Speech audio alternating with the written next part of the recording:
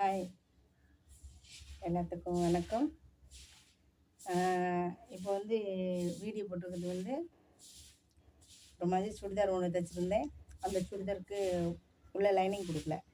அந்த லைனிங் கொடுக்காம தைச்சதுனால அவங்களுக்கு தனியாக எல்லாத்துக்குமே போடுற மாதிரி லைனிங் கிளாத்தில் அவங்களுக்கு தனியாக துணி எடுத்து செப்பரேட்டாக எடுத்து ஒரு சிம்மிஸ் உள்ளே போட்டுக்கிட்டா, அதுக்கப்புறம் அந்த சுடிதாரை மேலே போட்டுக்கிட்டா ஒன்றும் தெரியாது. அதனால் நான் என்ன தைச்சிருக்கேன்னு தெரியும் உங்களுக்கு. ஏற்கனவே நான் போட்டு காட்டினேன். இந்த சுடிதார் தான். இந்த சுடிதாருக்கு உள்ள இது சிம்மிஸ் மாதிரி உங்களுக்கு தெரியும் நானே. சிம்மிஸ் மாதிரி இப்படி போட்டுக்கிட்டோம்னா, இது போட்டுக்கிட்டு இதை மேலே போட்டுக்கிட்டோன்னா இது ஒன்றும் தெரியாது. பார்த்தீங்களா? இது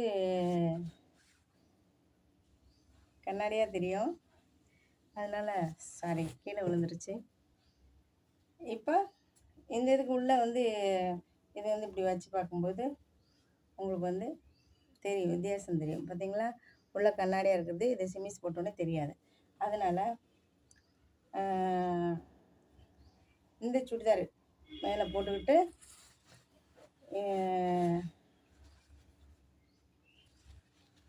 இது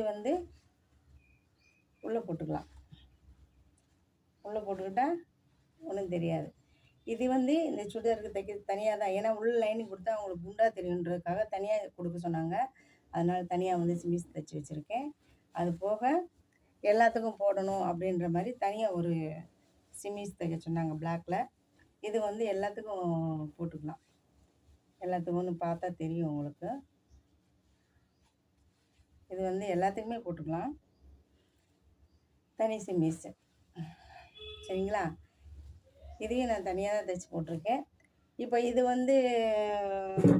உங்களுக்கு இதை நான் காட்டணுன்றதுக்காக நான் போட்டேன். இப்போ இது இந்த சுடிதார் எனக்கு நான் தைச்சது. பார்த்துங்க.